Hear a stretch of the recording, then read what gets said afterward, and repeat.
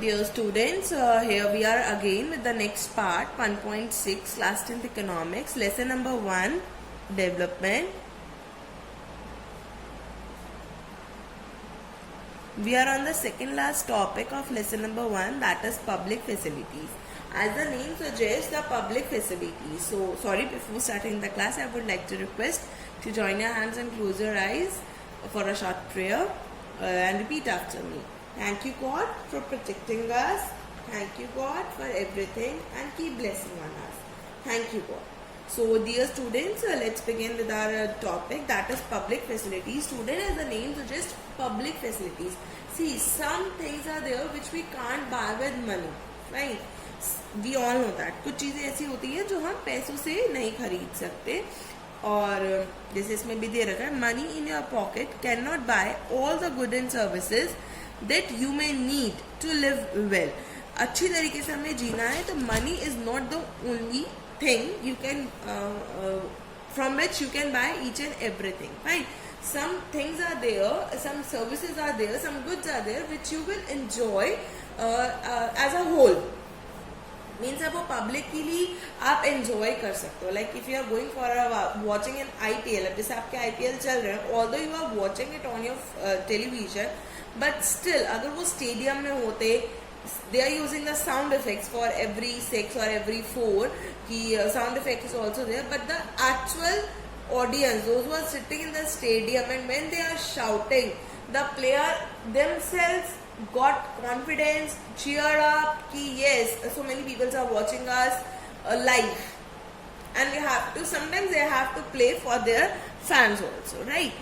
So ये चीजें हैं हमारी जो हम मतलब पैसों के साथ एंजॉय नहीं कर सकते. अब आपके पास पैसा है but still you are not allowed to go in the stadium to watch the IPL match, right?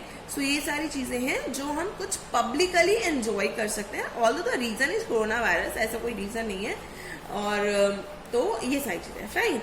सो मैं आपको समझाना क्या चाहती हूँ कि कुछ चीजें ऐसी हैं जो आप इंडिविजुअली एंजॉय नहीं कर सकते, you have to enjoy publicly, fine. अब ऐसे तो आप मूवी आप अपने घर में भी देख सकते हो, कोई भी नई मूवी होती है वो फाइनली आजकल तो ऑनलाइन रिलीज हो रही है, आप घर पे भी देखते हो, but the enjoyment you have while watching in the theatre, while watching in the cinema hall, that is the different thing, ठीक है? अब क्या कह रहे हैं, हम पढ़ चुके हैं, money in your pocket can not buy everything. तो अब यहाँ पे हम क्या कर रहे हैं, जैसे एग्जाम्पल हमने ले रखा है यहाँ पे, पॉल्यूशन फ्री एनवायरमेंट या प्रोटेक्शन फ्रॉम इन्फेक्शियस डिसीज. या सब लोगों को बहुत अच्छे समझ में आ रहा है.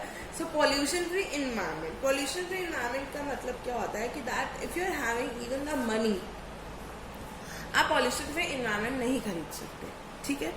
जैसे इसका एग्जांपल है कि दिल्ली के पास, Delhi is having a good number of per capita income. अगर हम कैलकुलेट करें कि पैसा बहुत है, बट द अदर फैक्टर में जब ये आता है तो यहाँ दिल्ली बिल्कुल जीरो हो जाता है, बिकॉज वहाँ पे पॉल्यूशन सबसे ज्यादा है. The best example is that कि जब लॉकडाउन पीरियड था तब आप लोगों ने जून जुलाई में भी ये महसूस करा था कि दैट जून में बेसिकली आपने ये महसूस कराएगा कि दैट जो आपकी एयर है वो बहुत काइंड ऑफ प्योर हो रही है, गर्मी नहीं लग रही. जून में जून वाली गर्मी नहीं थी, ठीक है? And even September we are facing the same thing, because unlock हो गया एंड एवरीथिंग, ट्रैफिक होने लग गया और लोग बाहर आने जाने लग गए. सो जो गर्मी जून में होनी चाहिए थी वो जो सितंबर में पड़ी है due to that lockdown, fine, lock and unlock. तो if you are having the money you can not enjoy the pollution free environment.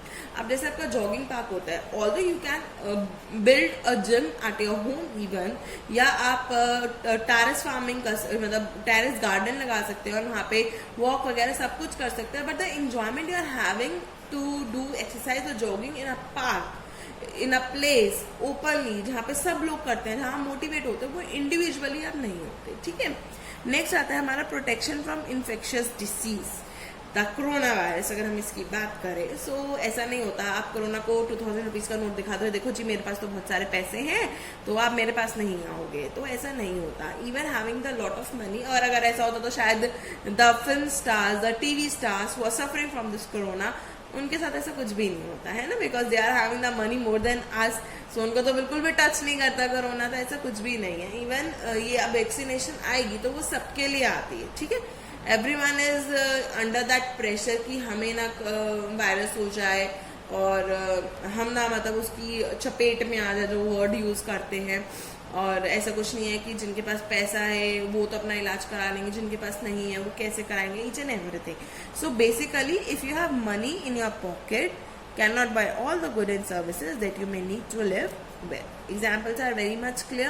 So why public facilities? Public facilities की ज़रूरत ही क्यों पड़ती है? अगर public facilities नहीं होंगी तो there are so many people in our country जो individually हर चीज़ को afford नहीं कर सकते. For example, the transportation. हर किसी के पास गाड़ी, साइकिल और आपकी स्कूटी, बाइक्स ये सब नहीं होती हैं, ठीक है। Government has to look after all the things, all the people, whether they are the highest मतलब rich people, whether they are the low people और whether they are the middle class people, उनको सब कुछ देखना पड़ता है, ठीक है। तो अब ये क्यों होता है? कलेक्टिवली एक, और अगर उसे सब यूज करेंगे, पब्लिक फैसिलिटीज को सब यूज करेंगे तो that will become the cheapest. For example ये इतने सारे लोग हैं, ठीक है, फाइन, ये बहुत सारे लोग हैं मेरे पास। सी सो मतलब I am taking an example, अगर ये सारे लोग हैं मेरे पास, इतने सारे लोग हैं, और अगर individually they are all are using their cars, ठीक है, तो पॉल्यूशन भी बढ़ेगा, ट्रैफिक भी बढ़ेगा, पेट्रोल भी ज्यादा यूज होएगा, सब कुछ चीज होगी, फाइन। लेकिन अगर मैं इन सब लोगों को कंसिडर करूंगी गवर्नमेंट, मतलब ऐसी चीज में, those are using the government property, those are using the government transportation, तो क्या होएगा, द 1 2 3 4 5 5 लोगों अगर वो एक बस यूज कर रहे हैं तो वो जो फेयर होएगा वो डिवाइड हो जाएगा सब में। अगर यहाँ से मेरठ जाने में एक just an example I am saying कि 50 रुपए लगते हैं तो 5 जनों में डिवाइड हो जाएगा, because collectively everyone is going, ठीक है। सो ये सारी चीजें हमारी आती है, तो वो क्या हो जाएंगी, हमारी चीपेस्ट हो जाएंगी। क्या हो जाएंगी? वो हमारी चीपेस्ट हो जाएंगी, because the 5 peoples are together, they are giving the amount, okay. अब जैसे यहाँ पे सिक्योरिटी या ट्रांसपोर्टेशन का एग्जाम्पल मैं आपको दे चुकी हूँ। सिक्योरिटी का एग्जाम्पल क्या है?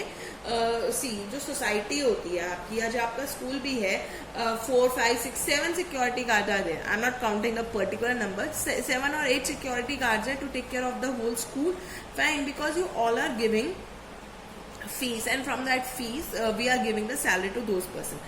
अगर ऐसा होना है कि एक बच्चे के लिए मैं एक सिक्योरिटी गार्ड रखूं इन अ स्कूल, तो क्या हो जाएगा कि मतलब everyone is paying the individual amount to the security, population ज्यादा हो जाएगी, पॉपुलेशन द सेंस उस एरिया में पॉपुलेशन ज्यादा हो जाएगी, एक बच्चे के ऊपर एक सिक्योरिटी गार्ड, फिर उसकी सैलरी वो बच्चा अकेला देगा, तो क्या है, कलेक्टिवली अगर हम करते हैं तो वो चीपेस्ट भी हो जाती है हमारी, और हमें मतलब वो चीज मतलब सबके लिए भी हो जाती है, ठीक है। अब क्या लिखा है इसमें, performance of other criteria also improve. अगर हम कलेक्टिवली कुछ करते हैं, कलेक्टिवली अब क्या होता है कि जैसे suppose there is a football team, एक पर्सन है उसमें, एक बच्चा है जो थोड़ा अच्छा नहीं खेल पाता, थोड़ा मतलब वो अच्छा खेल रहा है तभी तो वो टीम में है ना, वाला टीम से बाहर होता, थोड़ा अच्छा नहीं खेल पा रहा, बट अगर पूरी टीम उसे मोटिवेट करेगी, पूरी टीम के साथ वो खेलेगा, तो क्या होगा, अल्टीमेटली वो इम्प्रूव कर जाएगा, ठीक है। अब जैसे इसमें इन्फेंट मोर्टेलिटी रेट हो गया, ये हमारा लिटरेसी रेट हो गया। अभी क्या कह रहे हैं, Kerala has a low infant mortality rate, Kerala की सबसे लो है infant mortality rate, why? Because it has inadequate, क्या है, inadequate provision of basic health and education facility. उनका जो बेसिक हेल्थ और एजुकेशन फैसिलिटी है वो बिल्कुल लो है, कम है, ठीक है। दिस साइन डिपिक्ट्स लो, वो लो है, ठीक है, या इनएडुकेट है, फाइन। नेक्स्ट आता है हमारा पब्लिक डिस्ट्रीब्यूशन सिस्टम। अब पब्लिक डिस्ट्रीब्यूशन सिस्टम क्या है, मैं आपको बताती हूँ। होता क्या है कि that if you are going in a government hospital, तो अब गवर्नमेंट हॉस्पिटल्स में ना प्राइवेट हॉस्पिटल्स की तरह प्रॉपर जो आंगनबाड़ी जिसे बोलते हैं, प्रॉपर उन्हें जो प्रेग्नेंट लेडीज होती हैं उन सबको प्रॉपर इंफॉर्मेशन दी जाती है, प्रॉपर न्यूट्रिशंस डाइट दी जाती है, इंजेक्शन देते हैं, और even the diet, the medicine they are getting in free, okay, fine. तो वो उन सबको फ्री में मिलती है।